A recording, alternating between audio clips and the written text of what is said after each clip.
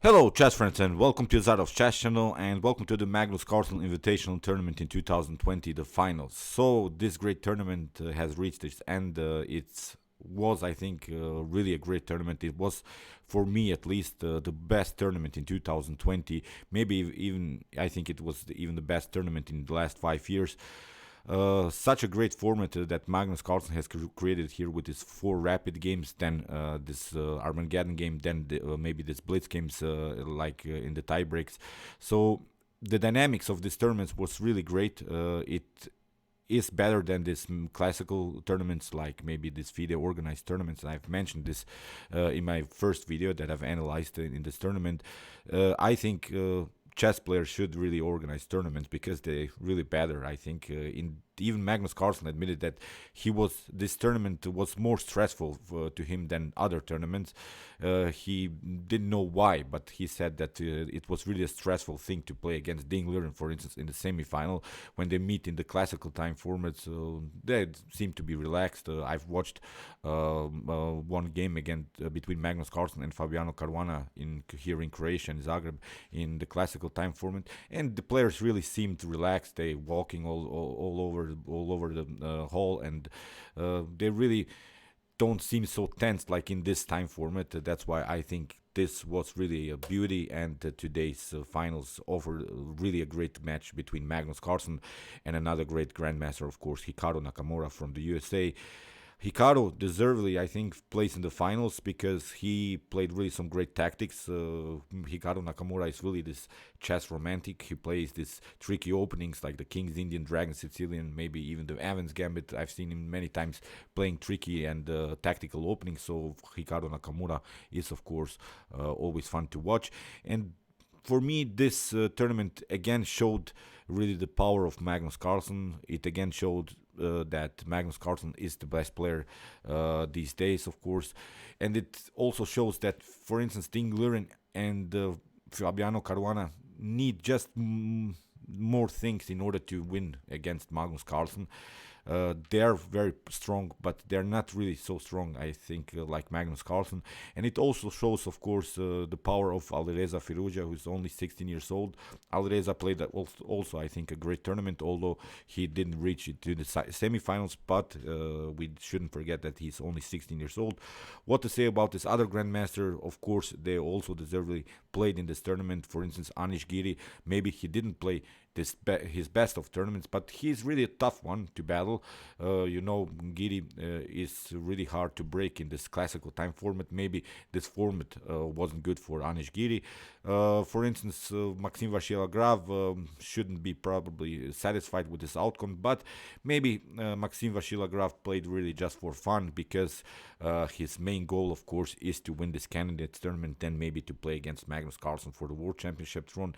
And Jan Nepomniachtchi played also some great games, but also blundered a couple of games. But again, he was also a very tough one to beat. He played also some dynamic games against Magnus Carlsen. So, as I said, it was for me the best chess event, at least in this year. So, Magnus, thank you for organizing this such a great tournament. It was really.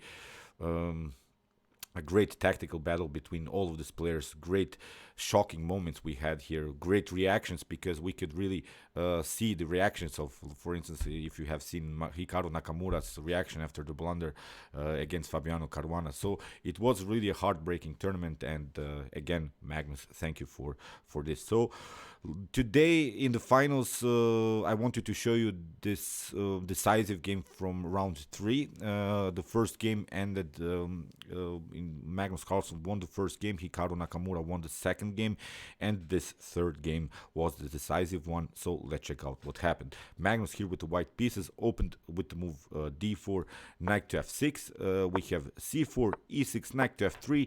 The counter Nimzo Indian setup, I've explained it many times. The idea is to play knight to f3, not to play knight to c3, because after knight to c3 your opponent could always play on the spinning idea. So here it's this very, very normal counter Nimzo Indian setup. In the game d5, the game transposes now into a queen's gambit decline, knight to c3, still common theory, bishop to e7, the standard move of the queen's gambit decline, and now bishop to f4.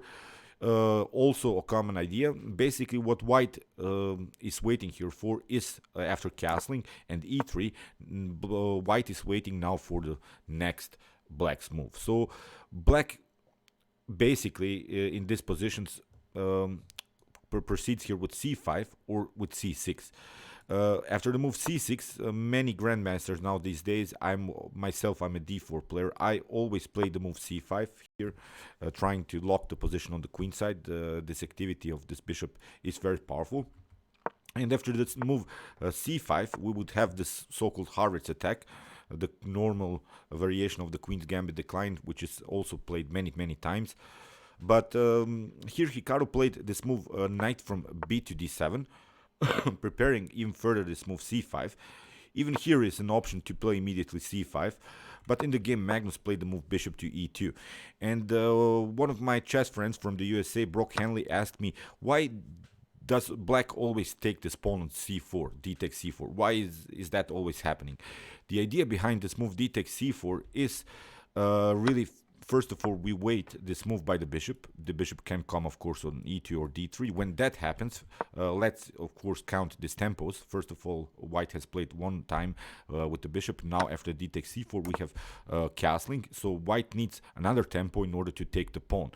After c5, Magnus played also d takes c5. And now after bishop takes c5, bishop takes c4, that's the main goal of blacks, to maybe attack this bishop further with some a6, b5 moves, or even knight to b6 ideas. So it's common to the Slav defense, in which black takes the c4 pawn, but only after a move by white's bishop. So it means we want to create further tempo. So now the main idea here of blacks is to play a6, b5, kicking away the bishop, and also maybe play further b4, even attack this knight on on c3.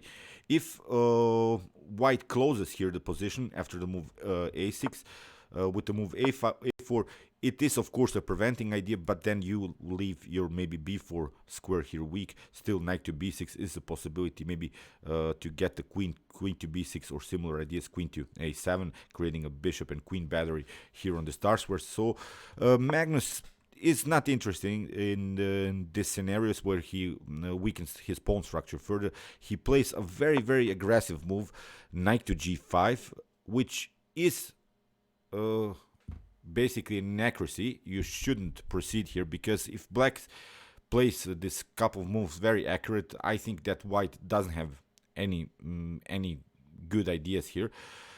And of course, Hikaru played the move b5. Now, after bishop takes e6, the idea is, of course, to create this fork, knight takes e6. But now comes the critical moment of the game. The correct move here for black is to proceed queen to e8.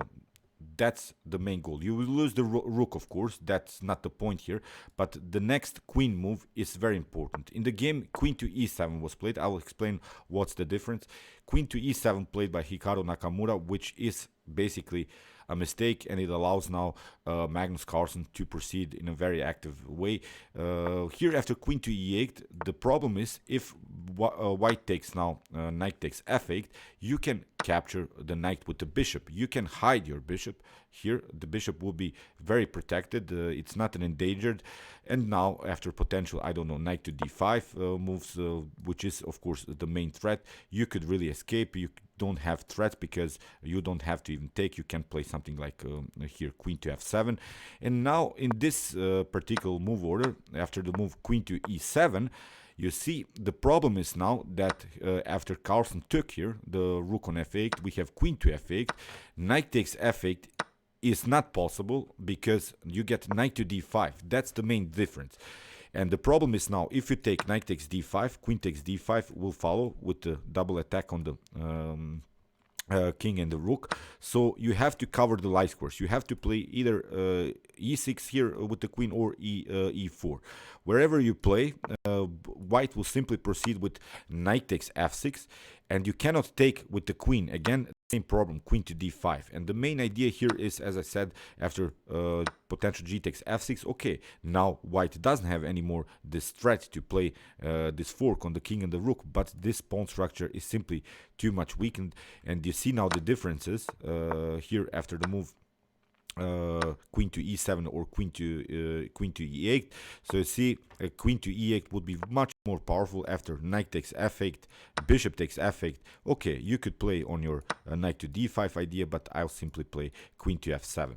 So let's see what happened in the game. After queen to e7, knight takes f8, queen takes f8. You have see the queen has to come on a very unnatural square.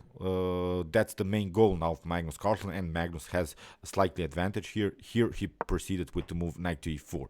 Again, after knight takes e4, queen to d5 will happen. So knight to d5 is not so powerful because then you get this bishop to b7. But the good thing about this move knight to e4 is that it comes with an attack on the bishop on c5. So that's the difference between knight to e4 and knight to d5. Here bishop to b7, and Magnus simply took. Knight takes c5, we have queen takes c5, and now rook to c1. We have queen to d5 by Hikaru, playing this very dangerous checkmate threat. Of course, Magnus closes the light squares with the move f3, queen takes a2, and now e4. The problem is you cannot take this pawn. You would love to do that. That's the main problem. But then you get a very, very annoying move here, rook to c7.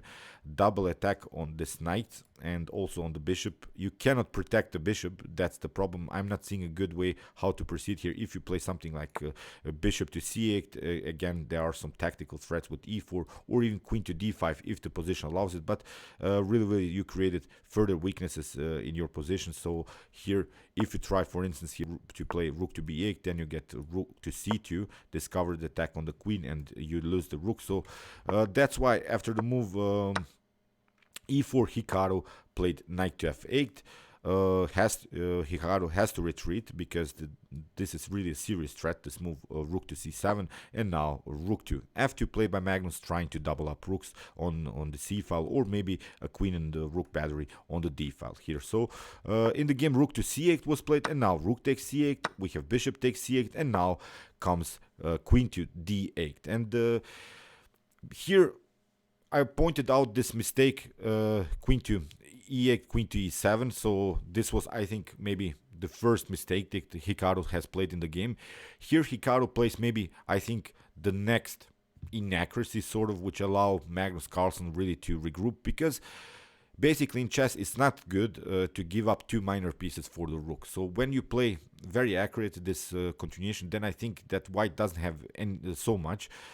In the game, queen to e6 was played. A better idea, I think, is to play bishop to e6. After something like bishop takes d6, here we can cover everything. And now our main goal is here maybe to create some kind of a pass pawn, really deflecting maybe the queen and the bishop finally to get out of this tactical mess that's possible in front of black's king. So here Hikaru played the move queen to e6, which is not the problem immediately, but after the move bishop to d6, here Hikaru plays on a simplification idea, and what you shouldn't do when you have two minor pieces against the rook, for instance, you shouldn't trade off the queens, because the knight and the bishop, for instance, and the queen are perfectly fine. They're working perfectly in perfect harmony. On the other hand, a rook and the queen are not so powerful like maybe a bishop and the queen and the knight. So trading off the queens is really a strategical idea when you play with the rook against the minor pieces. And here I think Hikaru Nakamura fell into really a positional trap of Magnus Carlsen, allowing to trade off the queens. And if you have followed my YouTube chess channel more, I talked about this problem in one of my videos of the Basics in Chess series. I'll show you the link of that video. When is it possible really to play the rook versus two minor pieces, endgames or middle games? I think it meets really with this idea. After queen takes e8, knight takes e8, okay, we have a tempo on the bishop, not a problem. Bishop to b4, knight to e6, and now rook to d2, really getting use of our d file. You see how these pieces now without the queen cannot be active. They really have troubles to somehow be activated.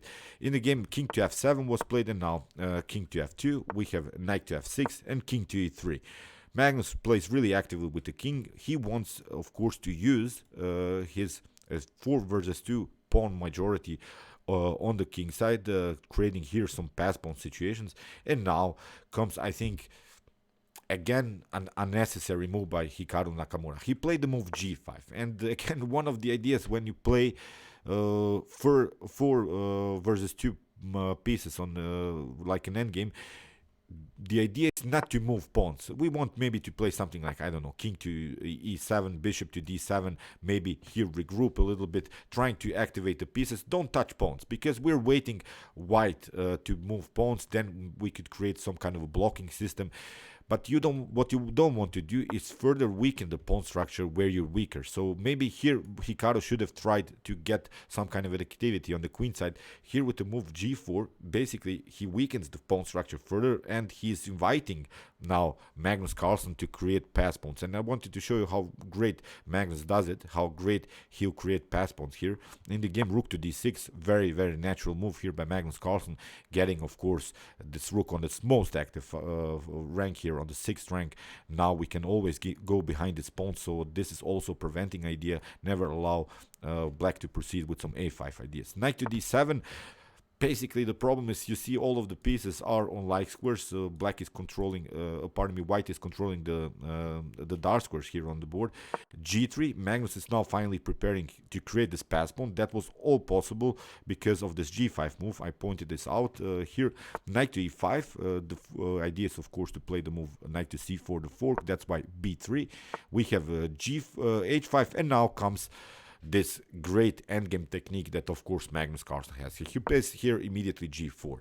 If you try here, he played h4. After potential g4, we would have the opportunity to play f4. It comes with the tempo, and we are creating two pass pawns, which basically are unstoppable. So in the game, this another scenario which Hikaru played g takes h4. Again, g takes h4, but again, we have two pass pawns, and our mission is accomplished. Really, it's now a great endgame here to play for white.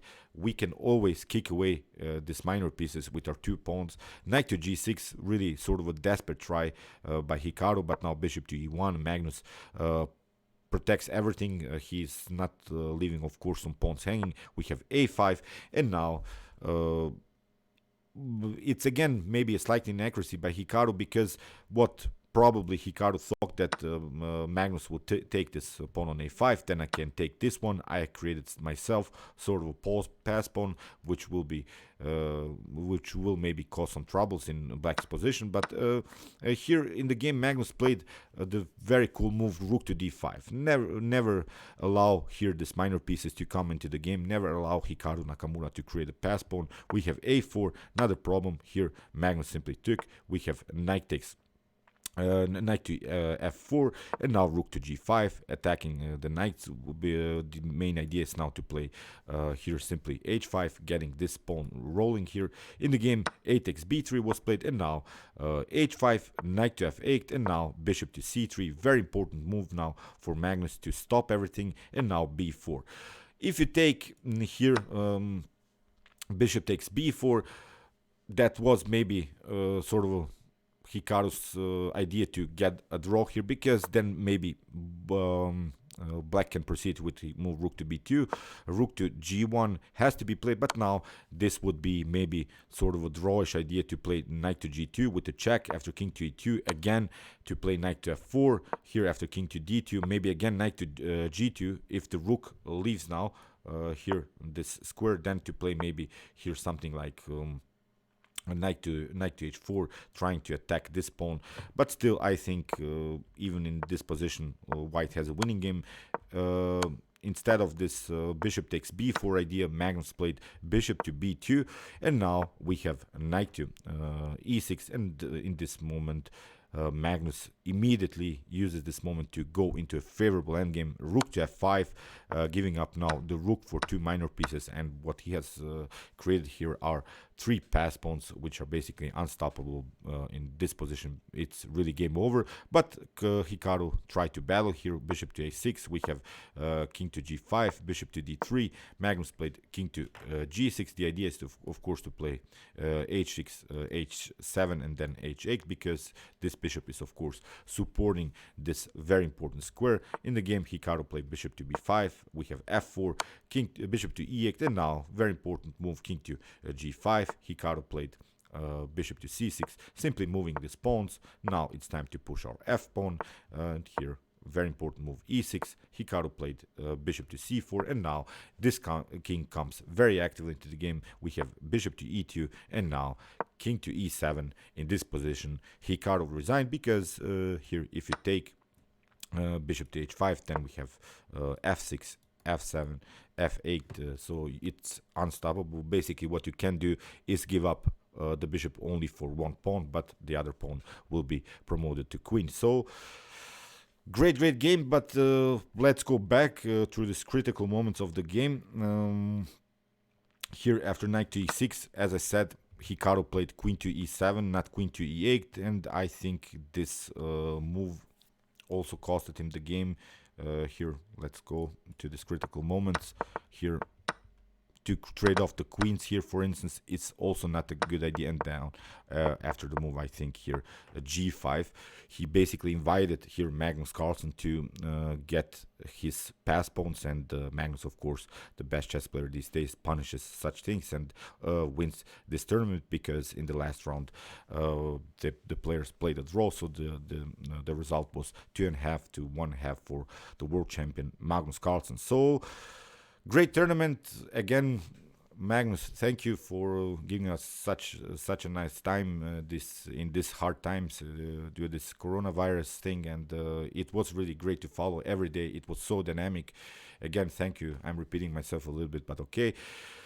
As I said, here is the link to my video how to play with the rook versus two minor pieces. When should you go in this endgames or in such middle games?